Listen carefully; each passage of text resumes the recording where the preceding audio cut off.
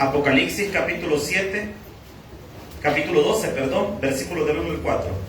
Apocalipsis capítulo 12, versículos del 1 al 4. Espero que haya traído en qué anotar, porque este estudio va a estar bueno y va a estar un poco largo, porque para entender qué son esas 7 cabezas, esos 10 cuernos, y hay otro detalle que no le habíamos puesto, que tiene también 7 diademas, pero no son de esas diademas que ponen las hipotas, ¿verdad? Sí, ¿verdad? No son oculados. Alguien diría, pues una mujer porque tiene 7 diademas. No es eso. Vamos a ver qué enseña la palabra de Dios. Apocalipsis capítulo 12, versículo 1. ¿Lo tiene? Amén. Lea conmigo despacio, con entendimiento. A veces nosotros leemos rápido que se les traba la lengua a todo mundo. Usted tiene que leer despacio, respetando la acentuación, las comas, los puntos y todo ese montón de volados, porque entonces va a leer de manera comprensiva. Vea lo que dice la palabra. Apareció en el cielo una gran señal, una mujer vestida del sol, con la luna debajo de sus pies, y sobre su cabeza una corona de 12 estrellas. Y estando encinta, clamaba con dolores de parto, en la angustia del alumbramiento. También apareció otra señal en el cielo. He aquí un gran dragón escarlata, que tenía 7 cabezas y 10 cuernos, y en sus cabezas 7 diademas, y su cola arrastraba la tercera parte de las estrellas del cielo, y las arrojó sobre la tierra. Y el dragón se paró frente a la mujer que estaba para dar a luz, a fin de devorar a su hijo tan pronto como... Buen Dios y Padre que estás en los cielos, en el nombre de Jesús, te damos gracias, Señor, por la oportunidad y el privilegio de estar en tu iglesia aprendiendo esta noche. Te pido que hoy hables a nuestro corazón, te pido que podamos aprender con el entendimiento y el crecimiento espiritual. Ayúdanos a atesorar esta palabra, a digerirla y a poder atesorar esto en nuestras vidas. En el nombre poderoso de Jesús lo pedimos todo creyendo. Amén y amén. Puede tomar su asiento.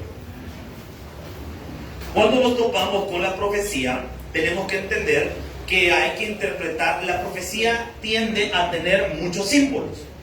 Y al tener demasiados símbolos, hay que interpretar los símbolos. Nosotros, a lo largo de nuestra vida, nos han enseñado a entender símbolos. Por ejemplo, en nuestra cultura solemos usar diferentes símbolos para la hora de hablar. Somos muy con los gestos. Por ejemplo, usted le dice, pásame el agua. ¿Cuál?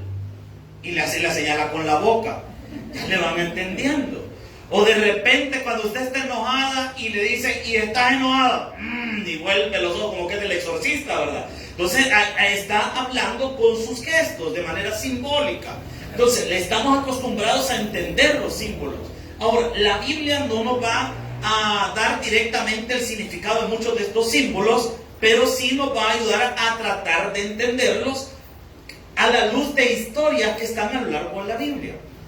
Cuando hablamos de esta bestia de 7 cabezas y 10 cuernos, antes de hablar de ella hay que entender el contexto de lo que está pasando. Hablamos que hemos estado recorriendo en nuestros estudios bíblicos de día jueves la tribulación. Iniciamos desde el rapto de la iglesia, pasamos por los primeros 7 sellos, vimos que después, antes del 7º sello, aparecieron mensajeros celestiales, que eran los 144,000 judíos que van a andar predicando la palabra de Dios. Vimos que se aperturó el 7º sello y se abrieron 7 trompetas. Entre la 6ª trompeta y la 7ª, vimos que aparecieron 2 testigos que andaban predicando la palabra de Dios. Después de eso, cuando sonó la 7ª trompeta, se aperturaron las 7 copas de la ira de Dios. Pero antes de esto, hay un interludio. ¿Y qué es un interludio? Un interludio, estamos hablando de algo que está en medio. Hay algo que está en medio ahí, que se detiene el autor del libro de Apocalipsis a contarnos. Y es esta historia que aparece acá, que en la Reina Valera, en el título que está arriba, aparece como la mujer y el dragón. Ahora, ¿quién es esta mujer? ¿Quién es ese dragón? ¿Y por qué es tan importante que lo podamos entender? Va a tomar esta narración detalles del pasado para hablarnos del futuro. Y es bien interesante esto. Vamos desde el versículo 1. apareció ¿a dónde? En el cielo, una gran señal. La palabra gran señal, la palabra señal es simeión. Simeión. O no es semillón, hermano. Semillón es una gran semilla, ¿va? Es simeión, que quiere decir milagro, señal o maravilla. Y la palabra grande es la palabra griega megas. Entonces, esto es un simeón megas. Quiere decir una gran señal que se ve en el cielo. Una mujer, dice, vestida de sol, con la luna debajo de sus pies y sobre su cabeza una corona de 2 estrellas. Ok, iniciemos. Tenemos a una mujer. Obviamente no es una mujer literalmente, sino que es un símbolo. ¿Cuáles son las características de esta mujer? Primero, dice que está vestida del sol.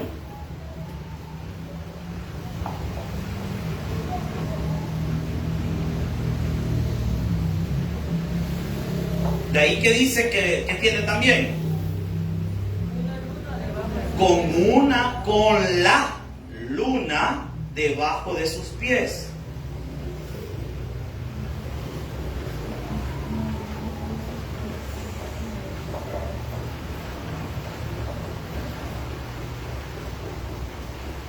¿Qué más dice? Lo tercer elemento. Una corona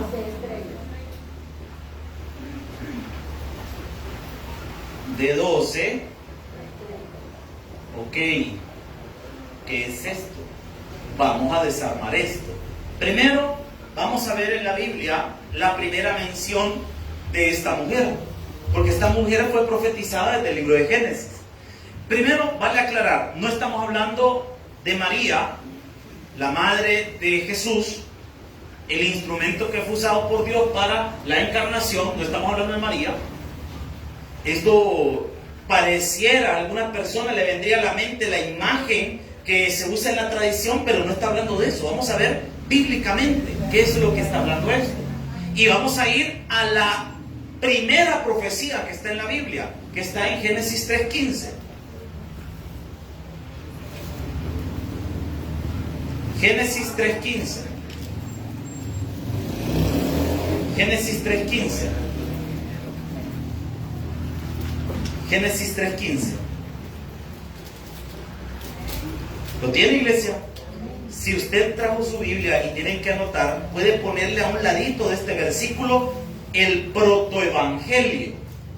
La palabra protos quiere decir inicio o origen. Y evangelio, ¿verdad? El protoevangelio. Porque aquí aparece profetizado la vida de nuestro Señor, la muerte y su resurrección en este versículo. Por eso se le conoce como el protoevangelio. Cuando el hombre y la mujer pecaron en el Edén, recibieron una sentencia. 3 seres recibieron sentencia en el Génesis: la serpiente, la mujer y Adán. Y aquí viene el detalle. Cuando Dios comienza a sentenciar al hombre, a la mujer, se detiene también a darle sentencia a la serpiente. Y hablando de la serpiente, dice este versículo, y vamos a ir despacito: y pondré enemistad entre ti y, ¿qué dice? Ojo, le está hablando a la serpiente. Y recuerde que la serpiente era el diablo. Entonces, hablándole a la serpiente, le dice: y pondré enemistad entre ti. ¿Entre quién? La serpiente. ¿Y la quién? La mujer. ¿Quién es esa mujer? Aquí se menciona la mujer. Y dice: y entre tu simiente, del anticristo, y la simiente suya, Cristo, esta te herirá en la cabeza y tú le herirás en el carcañal. Ok, algunas cosas que aquí no tenemos que aclarar. Primero vamos a ponerle nombre. Y pondré enemistad entre ti y la mujer. ¿Quién es esa mujer? Esa mujer es Israel, el pueblo de Israel. Esa es la mujer, porque Israel es la esposa de Jehová, mientras que la iglesia es la esposa de Cristo. Entonces, vea qué interesante esto. Esta mujer va a tener enemistad con la serpiente. Y esto no está tan alejado de lo que hemos visto, porque a lo largo de la historia, el pueblo más odiado en la historia, sin razón alguna, ha sido el pueblo de Israel. Yo no sé si sabía usted, la mayoría de ustedes quizás tienen en la mente el holocausto judío nada más, que fue en la Segunda Guerra Mundial. Pero más atrás, si retrocedemos, los judíos ya habían sido expulsados en Europa. Por ejemplo, los reyes católicos de España, o los reyes de Castilla, expulsaron a los judíos que no se querían convertir al cristianismo o al catolicismo, siendo más específico. Los expulsaron. Y de ahí los judíos tuvieron que esconderse y cambiaron sus apellidos, donde vienen algunos apellidos como, por ejemplo, los apellidos que tienen nombre de lugares. Los judíos utilizaron eso: Castillo, por ejemplo, Flores, Pérez, todos esos apellidos que terminan en EZ. Si es de España, probablemente tenga descendencia, venga de linaje judío. Ahora, nosotros no en Latinoamérica, porque nosotros, cuando los curas vinieron y venían con los conquistadores, a los inditos, cuando los bautizaban, les inventaban los nombres y los apellidos. Entonces usted no se vaya a emocionar: ay, yo tengo raíz judía. No, hermano, si se hace el examen le sale Tizoc, el antepasado, hermano. No está inventando. Entonces, miren, fueron perseguidos. En la Francia de la Edad Media también fueron expulsados los judíos. Entonces, no solamente vengamos a la mente del holocausto nazi, que fue terrible, fue bestial la cantidad de gente. Bueno, murieron alrededor de 6 millones de personas. Como para que me entienda, la población total del Salvador, para que logre dimensionar lo que significó el holocausto nazi. Y uno viene y surge la pregunta: ¿de dónde salió el odio de los pueblos hacia la nación de Israel si no les ha hecho nada? Los palestinos bombardean a Jerusalén a cada rato, pero eso no sale en las noticias. Pero cuando Israel se defiende, salen todas las noticias a atacarlo. ¿Por qué? ¿De dónde nace ese odio? Y pondré enemistad entre ti y la mujer. El que promueve el odio a Israel es el diablo, porque está enemistado contra Israel. Y vea qué interesante se pone esto: entre tu simiente, ahí está el anticristo, y la simiente suya, Cristo. Esta te herirá en la cabeza. ¿Quién es esta? La simiente de la mujer. ¿Y quién es la simiente de la mujer? Cristo. Porque ¿en qué pueblo se encarnó el Mesías? De Israel. Entonces él es la simiente de Israel. Entonces esta te herirá en la cabeza. Pregunto: si le hacen una herida en el carcañal, a menos que sea Aquiles, ¿verdad? Pero si le hacen una herida en el carcañal, ¿verdad que eso no mata a nadie? No. Pero una herida en la cabeza sí. La herida en la cabeza representa la muerte de Cristo y su resurrección, su victoria sobre la muerte. Mientras que la herida en el carcañal es la cruz. Se lo voy a probar bíblicamente. Primero, identifiquemos exactamente, bíblicamente, quién es la mujer, para que no diga que solo lo dije y no se lo fundamenté. Isaías 54:5. Alguien que lo busque, por favor. Isaías 54:5. Por favor, hermano. He aquí, llamarás a gente que no conociste, gente que no te conocieron. Hermano, si quiere, ayúdeme y véngase para acá. Y aquí lo voy a leer, hermano. Quiero ver, no sé si se puede sentar por acá, a la par de ahí del hermano, para que lo pueda leer y esté sentadito. No le tengamos en penitencia, hermano. Hermano Anderson, si nos ayuda con el micrófono. Vale, cuidado ahí con eso, porque va a caer. Gracias. Ok, por favor. He aquí, llamarás a gente que no conociste. 54:5, perdón. 5. Isaías 54:5. 54:5. Sí. Porque tu marido es Hacedor, Jehová de los ejércitos, es su nombre, y tu Redentor, el Santo de Israel, Dios de toda la tierra, será llamado. ¿Quién es el marido de Israel? Entonces, ¿quién es la mujer? Israel. Pero como las cosas estas hay que probarlas con más de un versículo, Jeremías 31, 32, hermana, por favor, usted va a ser la lectora de este día. Jeremías 31, 32, anote estos textos para que usted tenga claro. Estamos identificando a la mujer que aparece en Apocalipsis capítulo 12. Entonces vamos a identificarla a la luz de la Biblia. ¿Lo tiene, hermano?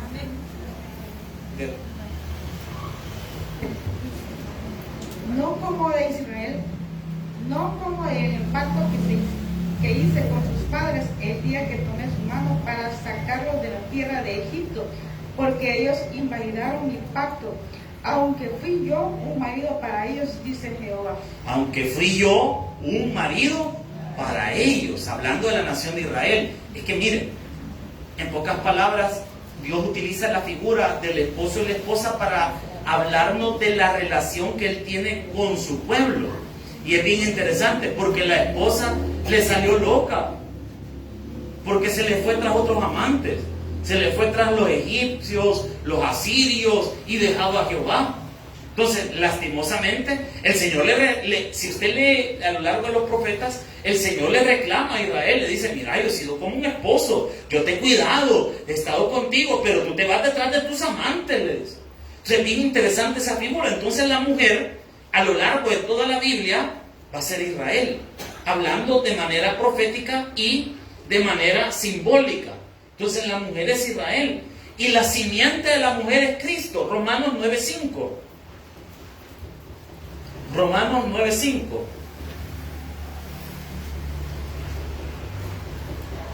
Romanos 9:5. Por favor. ¿De quiénes son mis parientes? Los patriarcas. El 5, ¿verdad? Sí. ¿De quiénes son los patriarcas y de los cuales según la carne vino Cristo, el cual es Dios sobre todas las cosas, bendito por los siglos? Amén. Vale, vean lo que dice ese pasaje. Dice: ¿de quiénes son los patriarcas? De los cuales, según la carne, hablando de la carne, de la naturaleza humana, según la carne vino Cristo. Es decir, se encarnó en el pueblo de Israel. Vino de parte del pueblo de Israel. Entonces él nació de esa etnia y tenía las características de un judío de la época, porque cuando se encontró con la samaritana en el pozo, la samaritana le dice: porque tú siendo judío me diriges la voz. ¿Cómo sabía la samaritana que Jesús era judío? Si no le enseñó el Duy. Sus rasgos físicos, exactamente. Por ejemplo, si aquí tenemos a un chelón de unos 2 metros y pico, pelo rubio, ojos claros, ¿de qué nacionalidad diría usted que es? Ruso.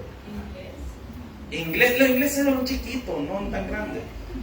Entonces los rusos son tamaño para. Ok, pero de repente tenemos a alguien, pelo parado.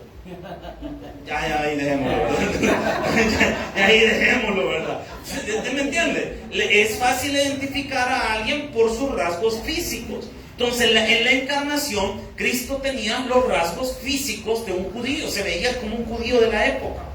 Por eso es que la mujer samaritana lo identificó y le dijo: porque tú siendo judío, porque él venía de esa etnia. Entonces, en la simiente de la mujer es Cristo. Y la simiente del enemigo es el anticristo. También vemos otra cosa: la herida en la cabeza es el triunfo de Jesús sobre la muerte. Hebreos 2:14. Nuestro lector oficial del día, hermano. Hebreos 2:14. Hebreos 2:14.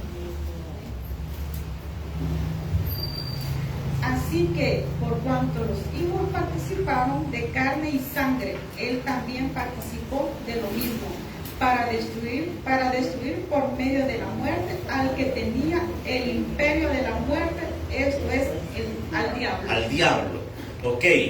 Entonces, lo que dice la carta a los hebreos es que cuando Jesús murió, en la muerte venció al que tenía el imperio de la muerte. El día domingo, en el culto de las 8, hablábamos del imperio de la muerte, lo que representa el símbolo y todo eso. Entonces, Cristo en su muerte venció a la muerte misma y al diablo propiamente. Porque ahora la muerte ya no tiene potestad sobre nosotros. Porque nosotros al morir, ausentes en el cuerpo, presentes al Señor. Entonces le dio un golpe de muerte a la muerte. Amén. Entonces, yo creo que ya queda claro que la mujer es Israel. Pero si todavía nos queda duda, porque alguien dice, pero ¿y qué es eso que está vestida del sol? Tiene la luna debajo de sus pies y una corona con 12 estrellas. Vea por favor Génesis capítulo 37, versículos 9 y 10. Génesis 37, versículos 9 y 10. Por favor. Soñó aún otro sueño y lo contó a sus hermanos diciendo, he aquí que he soñado otro sueño, y he aquí que el sol y la luna, ¿y qué dice? Y la luna. ¿Y cuántas estrellas? Y 11 estrellas se inclinaban a mí. ¿Y qué pasó? Deténgase ahí. José está soñando 2 sueños y se lo está contando a su familia. El primero era que veía manojos de espigas que se inclinaban ante él, y este es el segundo de los sueños. Entonces, pero vea la reacción de Jacob cuando escucha el segundo sueño, versículo 10. Y lo contó a su padre y a sus hermanos, y su padre le reprendió y le dijo, ¿qué sueño es este que soñaste? ¿Acaso qué dice? ¿Acaso vendremos yo y tu madre y tus hermanos a postrarnos en tierra antes de ti? O sea que Jacob entendió lo que le estaba diciendo José. Porque él dijo, espérate, ¿cómo es eso? Me estás diciendo que yo, el sol, tu madre, la luna, y tus hermanos, las estrellas, nos vamos a inclinar ante ti. O sea que el símbolo del sol, la luna y las estrellas es otra forma también de referirse a Israel como pueblo y como nación. O sea que los adornos, estos 3 tipos de adornos que tiene esta mujer, son solo figuras para ayudarnos a entender que estamos hablando del pueblo de Israel. ¿Me está siguiendo hasta ahorita? ¿Estamos claros con esto? Vale. Ahora, ¿qué sucede en este punto? Esta mujer, primero, ya vimos que la mujer es el pueblo de Israel. Entendimos los símbolos, pero hay otra cosa más que tiene esta mujer, otra característica. Dejemos todo esto. ¿Qué les parece si encerramos estas 3 cosas en una sola? Estas 3 características en una sola, para que pasemos esto rápido.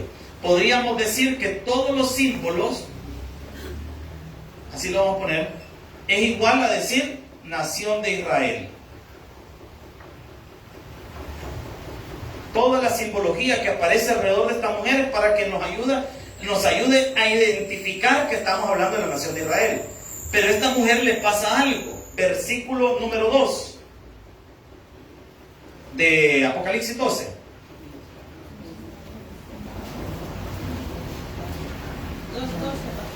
Sí.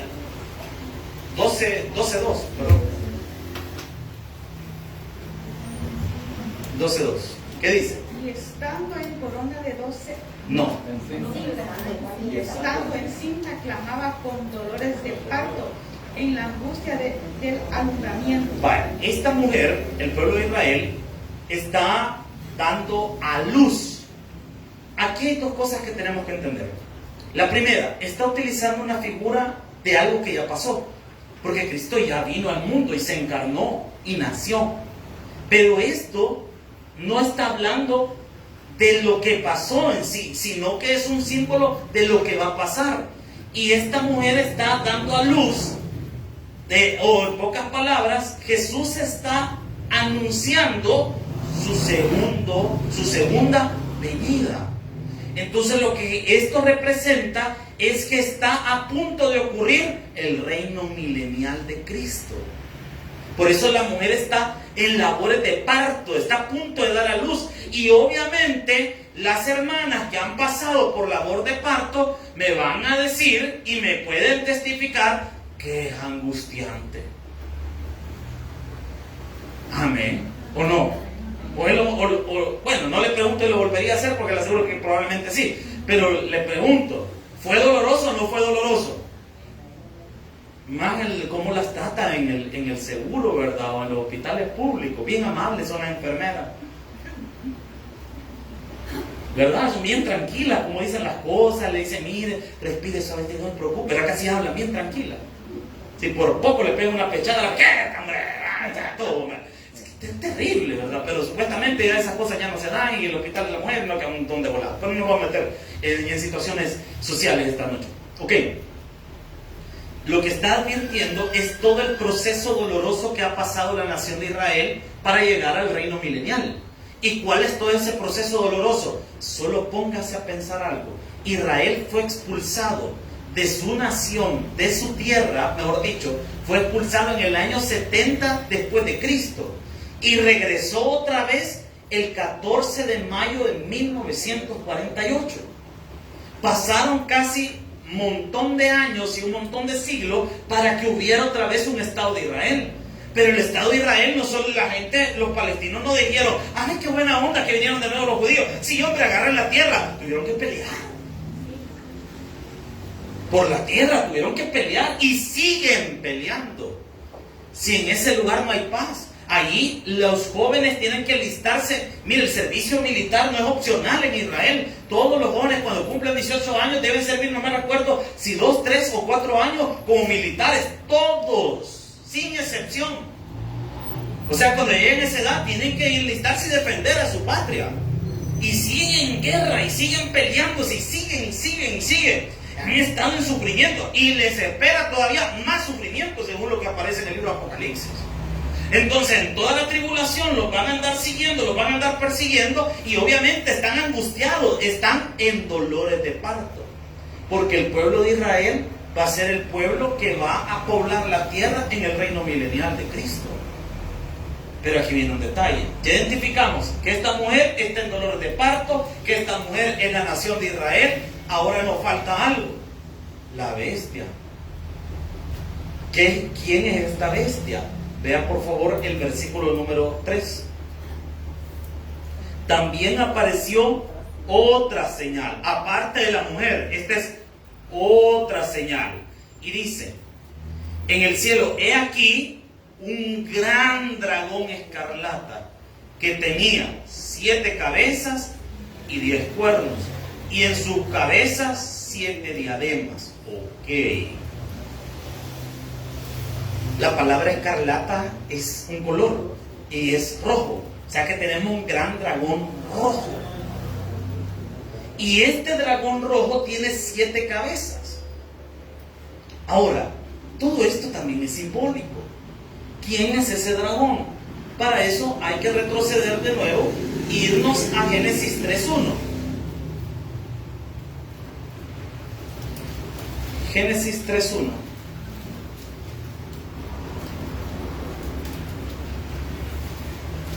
Por favor.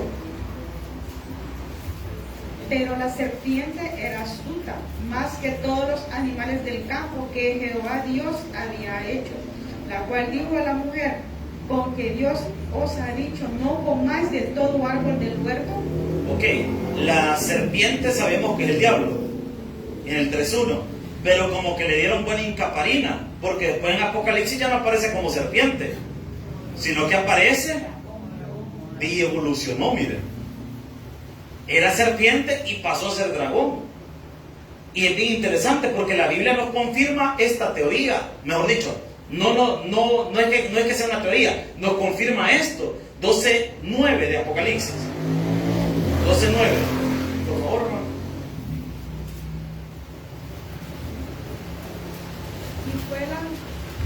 Y fue lanzado fuera el dragón, la serpiente antigua que se llamaba Diablo y Satanás. Fue lanzado, dice, la serpiente antigua. Que se llama Diablo y Satanás, el cual engaña al mundo entero. Fue arrojado a la tierra y sus ángeles fueron arrojados con él. O sea que el cachudo es esa serpiente antigua. Y aparece también ya en el Nuevo Testamento, en el libro de Apocalipsis, como un gran dragón. Y es bien interesante porque le dice diabolos y el satana en los originales. La palabra diabolos, o donde viene la palabra diablo, no es un nombre, ni Satanás es un nombre. Ambos son características. El diabolos, así se escribe en griego, el diabolos es el calumniador. Si lo escribiéramos en salvadoreño sería, ¿cómo? El chambroso, el metido, no sé cómo le podemos poner. El calumniador. Y el satana, que quiere decir adversario, contrincante, o sea, alguien que está en contra. Y vamos a ver que esta serpiente antigua va a ser destruida por Dios, porque vean lo que dice Isaías 27:1. Ahí está el fin de la serpiente antigua. Isaías 27:1.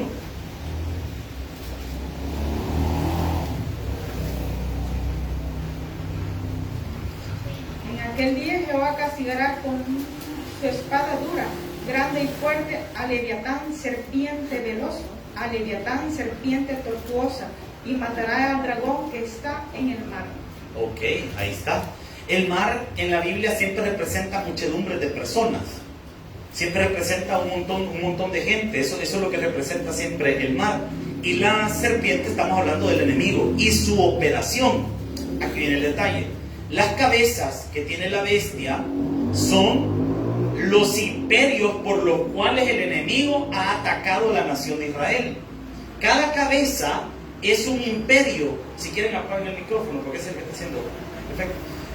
Cada cabeza es uno de los imperios que ha atacado a la nación de Israel. Y vea qué interesante. Cada diadema quiere decir reino, poder, autoridad, mientras que los cuernos representan fuerza. Entonces, imagínense esto. Si un animal con un cuerno es fuerte, porque los animales que tienen cuernos suelen ser fuertes. Yo no sé si usted ha visto el tamaño que tienen los alces. Son enormes. Yo el único alce que me recuerdo es del Rocky Boom y el otro, y no me acuerdo cómo se llamaba ¿cómo se llamaba el alce? Rocky era la ardilla, ¿verdad? Ese que me traba la lengua, hermano. Usted lo vuelve a decir después porque me traba la lengua. Entonces, mire, yo el único alce que conozco, pero esos animales son enormes, usted. Son terribles. Entre más cuernos tengan, más fuerte. Ahora imagínese un animal que tiene 7 cabezas y 10 cuernos, usted. Y no tiene cuernos porque le han sido infiel, tiene cuernos para atacar. Entonces, cada cabeza dijimos que era un imperio. Y cada cuerno representa la fuerza de ese imperio. Y la diadema representa que hay un rey ahí, que es la realeza. O sea, que ha sido un rey que ha sido influenciado por el diablo para atacar a la nación de Israel. Entonces, ¿cuáles son estas cabezas de la bestia? Y eso es lo que vamos a introducir este día. Vamos a ver la primera cabeza de la bestia. Si tienen que anotar, póngale primera cabeza de la bestia. O sea que vamos a ver 7. ¿Cuál es la primera cabeza de la bestia? El primer imperio que atacó a Israel. ¿Y cuál es ese primer imperio? El imperio egipcio. Creo que hay una imagen por ahí. El imperio de los faraones, el imperio egipcio. El primero. Mire, Egipto tiene muchos misterios. Los egipcios fueron una civilización muy avanzada a su época, en la arquitectura y en el uso de las matemáticas. Imagínense que esa pirámide la construyeron hace miles de años atrás. Y los arquitectos modernos dicen que no serían capaces de replicar la exactitud que tiene esa pirámide. O sea, es extrema. Nosotros vemos las cosas. No, hombre, si eso está recto. Hay algo que se llama errores de paralaje, que son los errores de cálculo del ojo humano. Pero las pirámides no tienen errores de cálculo. Porque uno puede ver, por ejemplo, en las construcciones, para que se vean rectas, en algunas construcciones antiguas lo que hacían es que le hacían un poquito movida, para que el ojo humano la viera recta, pero en realidad está panda. Mientras que los egipcios no hicieron eso. Los egipcios la construyeron cabal. Por eso es que Moisés no era cualquier cinco yuca, hermano. Si dice que Moisés aprendió de toda la sabiduría de los egipcios, si ese hombre era preparado, sabía, conocía, había aprendido. Entonces, mire, los egipcios eran una de las primeras civilizaciones en bañarse seguido. Si la gente en la antigüedad se bañaba, los pueblos que más se bañaban una vez a la semana. Bueno, no nos vayamos lejos. Hasta la fecha los europeos casi no se bañan. Ay, yo como anhelaría casarme con un europeo, dice la hermana.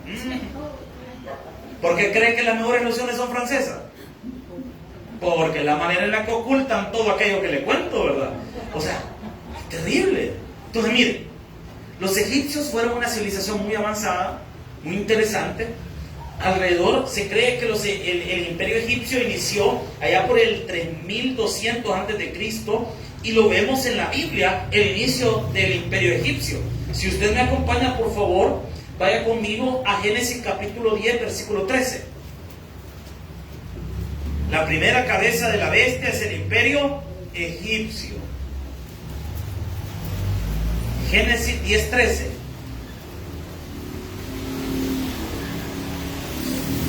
Por favor, hermano.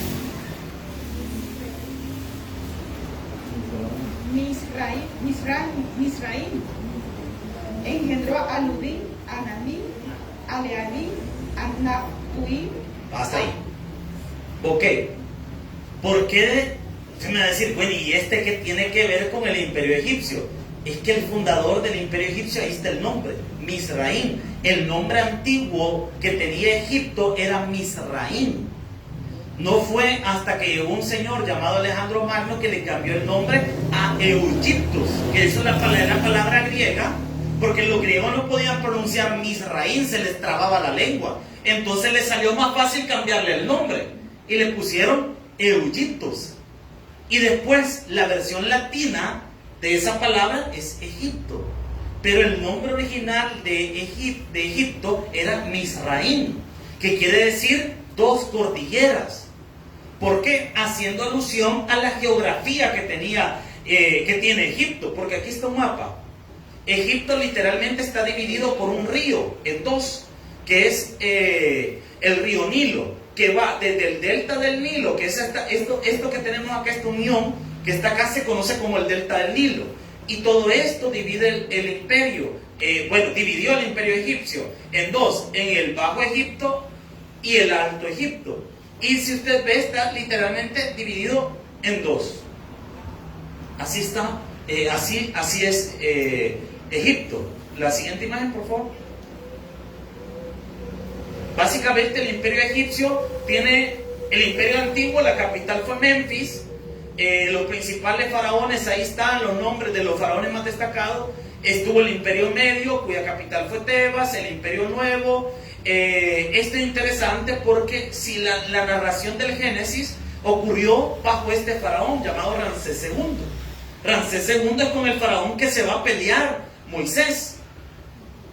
Y la época baja de Egipto ya fue cuando estuvieron los pleitos con los asirios, los persas y posteriormente bajo el dominio griego. Ahora, ¿cómo es que esta cabeza de la bestia atacó al pueblo de Israel, a la mujer que va a dar a luz? ¿Cómo es que la atacó? ¿Cuál fue la primera vez? La primera vez que Israel fue atacado por la primera cabeza de la bestia, todavía ni siquiera era una nación. Y aparece en la Biblia. Si gusta, acompáñeme en Génesis capítulo 12, versículo 10. Génesis 12, 10. ¿Lo tienen? Lea conmigo. Entonces hubo hambre en la tierra y descendió Abraham. Ni siquiera le habían cambiado el nombre a Abraham. Mire. ¿A dónde descendió? Para morar allá, porque era grande el hambre en la tierra. 11. Y aconteció que cuando estaba para entrar en Egipto, es decir, ahí en la entradita de Egipto, ¿qué dijo? Dijo a Sarai su mujer: he aquí, conozco que eres mujer. Mire, este sinvergüenza, ya estaba un montón de años de casado y nunca se había fijado que la mujer era bonita. O sea que había dedicado más a andar cuidando las cabras, a andar haciendo otro montón de volados, y no había fijado. Yo me imagino que cuando entró en Egipto y empezó a ver a las egipcias, todas feitas, ¿verdad? Bien feitas, y de repente vio la suya y dijo: hombre, mira, ahora que te veo a comparación de esta, pues estás mejor, ¿no? Pero no se detiene ahí. Vea que salió de sinvergüenza todavía, porque ve el versículo, y este es Abraham, usted. Mire cómo eran. Es que para que vean que la gloria es de Dios y no de los hombres, porque los hombres somos comunes y silvestres, aún los héroes de la Biblia. Versículo número 12. Y cuando te vean los egipcios dirán, su mujer es, y me matarán a mí y te reservarán la vida. Ahora, pues di que eres, ¿qué dice? Está pidiendo que mienta. ¿Para qué quiere que mienta? Porque dice. O sea que el maestro entró en buen salvadoreño a Egipto con las ganas de vender a la mujer. Sí. Que lea lo que dice ahí, que me vaya bien por causa tuya. O sea, la quería vender. Y espere que no se detiene ahí. La vendió. Versículo número 13. Ahora pues di que eres mi hermana para que vaya bien por la causa tuya. Versículo número 14. Y aconteció que cuando entró Abraham en Egipto, los egipcios vieron que la mujer era hermosa en gran manera. O sea, imagínense que Sara aquí tenía unos 74 años y todavía levantaba pasiones, mira. Y hermano, y usted con 30 años ya se está muriendo. No, hermano, ¿qué le pasa? Versículo 15. También la vieron los príncipes de Faraón y alabaron delante de él, y fue llevada la mujer a casa. 16. E hizo bien a Abraham por causa de ella, y él tuvo ovejas, vacas, asnos, siervos, criadas, asnas y camellos. La vendió bien, mire. Sí, la vendió. ¿Qué? Analice esto. Si Abraham pierde a Sara, no hubiera nacido Isaac. Si no nace Isaac, no nace Jacob. Si no nace Jacob, no nacen los patriarcas. Si no nace Judá, no nace David. Si no nace David, no nace Cristo. O sea que el diablo, de manera astuta, quería botar el plan redentor de Dios desde antes que comenzara. Es que estamos en medio de una lucha. Y siempre ha sido esta lucha entre Dios y las fuerzas de las tinieblas. O sea que el enemigo quería darle en la nuca a nuestro Señor Jesucristo mucho antes que se encarnara, destruyendo el plan redentor de Dios desde estos dos señores. Pero vea cómo Dios protege a su Mesías, porque Dios no está protegiendo en sí la mujer de Abraham. Dios está protegiendo su plan redentor, porque vea lo que dice la palabra del Señor.